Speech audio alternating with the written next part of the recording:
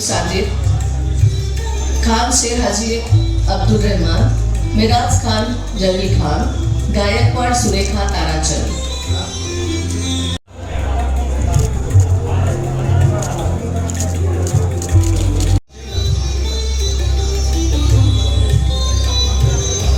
शिंदे सत्यभामाबाई दामोदर, सानप सुरेखा बाळासाहेब.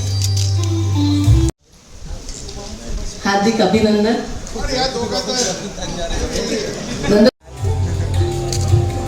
आणि मंत्री साहेबांना विनंती करते की आपण जर कुणी अनउदाहरणाने एखादंच नाव राहिलं असेल तर कृपया आत्ताच आम्हाला सांगावं. मी तरी बऱ्याचदा सगळ्यांची नावं घेतली आहेत, पण जर ऐकण्यात चूक झाली असेल तर ज्यांचं कुणाचं नाव राहिलं असेल त्यांनी जरूर सांगावं.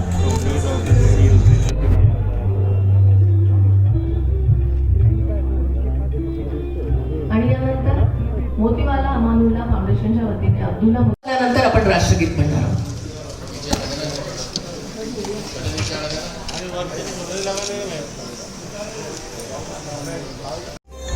शेळके यशोदा रामेश्वर, कुरेशी मलिका बेगम, श्रीमती संगीता सांगळे, सांगळे संगीता निधी.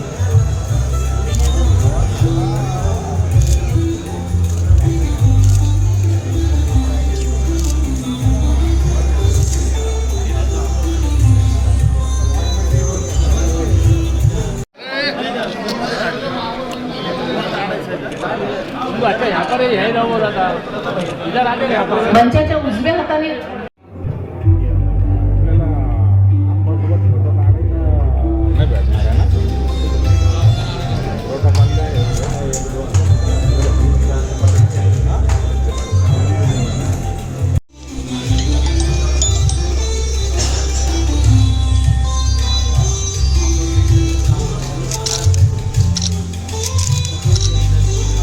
जीवन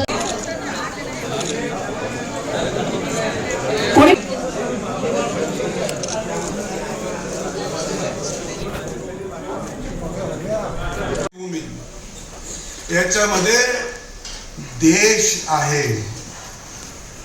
जन्मभूमी ते मृत्यूभूमी मध्ये स्वर्ग, त्याच्यामध्ये देश आहे. देश, त्या देशातून आपण जातो, त्याच्याबद्दल आपली श्रद्धा, आपली भक्ती, आपलं प्रेम हे सगळ्यांनी लक्षात ठेवलं पाहिजे. आणि म्हणून मला असं वाटतं की त्या रस्त्यातून, देशातून जाणारा रस्ता आहे, जन्माल्यापासून स्वर्गाकडे जाणारा रस्ता त्या देशातून जातो. आपला धर्म अलगच येईल, आपला पंथ अलगच येईल. धर्म आपण कुठे गेलो तर धर्म आपल्या बरोबर आहे, पण आपली भूमी आपल्या बरोबर नसते. आम्ही अमेरिकेत गेलो, धर्म आम्हाला तिथं पाळता येतो, आमचा देश तिथे नेता येत नाही, आमचं गाव तिथे नेता येत नाही, आमची जमीन तिथे नेता येत नाही. जमीन तर इथंच राहते. त्या जन्मापासून मृत्यूपर्यंत तो देश आहे. त्या देशाबद्दल आपल्याला चांगलं राहिलं पाहिजे. आणि म्हणून जननी जन्मभूमी, जननी जन्मभूमी स्वर्ग से भी महान है. आपण देशाला म्हणतो जननी जन्मभूमी स्वर्गापेक्षा श्रेष्ठ आहे. आणि असली पाहिजे, असली पाहिजे, हे आपल्या मनात राहिलं पाहिजे. आणि धर्म तर आमचा मार्गदर्शक आहे. धर्म आपला मार्गदर्शक है, धर्म हमारा प्रकाश है, धर्म हमारा साथी है. भूख और प्यास बुझाने के लिए भूमि ही काम आती है. भूख और प्यास बुझाने के लिए और जिंदा रहने के लिए हमारी भूमि हमें काम आती है. और जन्नत में जाने के लिए भी, जन्नत जाने के लिए भी ये दुआ मांगते हैं ना जरूर भाई. हाँ, इंशाअल्लाह जन्नत नसीब होगी. या अल्लाह हमें जन्नत उल फिरदौस में जगह दो.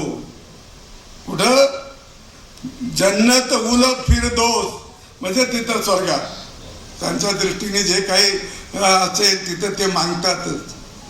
आता तिथे आपल्याला जायचं असेल तर इथं नीट राहावंच लागतं. देशामध्ये जिथं आपण आहोत तिथं नीट राहावंच लागतं. तिथं जायचं असेल नाही तर तिथं दरवाजा उघडत नाही. तुम्ही किती म्हणा उघड दरवाजा मला जाऊ दे चोरका, तिथं तुमची परीक्षा घेणारा लेखनिक उपस्थित असतो. तो वाचतो, बरा वाटला तर हात ढकलतो नाही तर खाली ढकलून देतो. जाय परत कुठेही जाय. आणि म्हणून आपलं वागणं, आपलं राहणं, आपलं बोलणं आणि आपल्या धर्मावर, आपल्या देशावर आपली नितांत भक्ती आणि श्रद्धा असली पाहिजे. आणि आपल्या मनात हे असले पाहिजे की आम्ही राहू ना राहू, हम रहे ना रहे माँ, तेरा वैभव अमर रहे. तेरा वैभव अमरत आहे. आयुर्वेदाने 100 वर्ष दिले. 100 वर्ष जगायचं कमी जगाचं हे आपल्याच हातात आहे. प्रत्येकाच्या, दुसरं कोणाच्या हातात नाही, प्रत्येकाच्या हातात आहे. तेव्हा आपण ही भावना मनात ठेवली पाहिजे की आम्ही चांगलं राहू, आमचा देश चांगला घडू. आणि देश घडवण्यासाठी आज आपल्याला संधी आहे. आपल्याला याच आपल्या पिढीला ती सुवर्ण संधी मिळते. ही आपण इतके वर्ष जरी असलो या देशामध्ये, इतके वर्ष तरी जो देशाच्या विकासाचा टर्निंग पॉइंट आहे तो टर्निंग पॉइंट हाच काळ आहे. आणि आपण त्याचे सर्व साक्षीदार होणार आहात. भारत जो देशातला एक पॉवरफुल देश होणार आहे त्याचे सगळे साक्षीदार तुम्ही आहात. आणि त्या टर्निंग पॉइंटचे साक्षीदार तुम्ही आहात. तेव्हा तो टर्निंग पॉइंट लक्षात घेता 2047ला भारत हा विश्वगुरु झाल्याशिवाय राहणार नाही. ही आपली प्रत्येकाची मनीषा असली पाहिजे, प्रत्येकाचं मत असलं पाहिजे. आणि त्या दृष्टीने आपली वाटचाल झाली पाहिजे. त्या दिशेने आपण चाललं पाहिजे. त्या दिशेने जा आणि देशाला उन्नत करा एवढीच प्रार्थना करतो आणि माझं बोलणं संपवतो. धन्यवाद. जुबेर भाई, आज जो सत्कार किया गया है सभी नगर सेवकों का, सभी पार्टियों के, तो क्या मकसद था ये? अभी शहर के हम सब नगरवासी भी हैं. हम सब शहर का जब बात आती है हम सब एक फैमिली है, इर्रेस्पेक्टिव ऑफ पार्टी.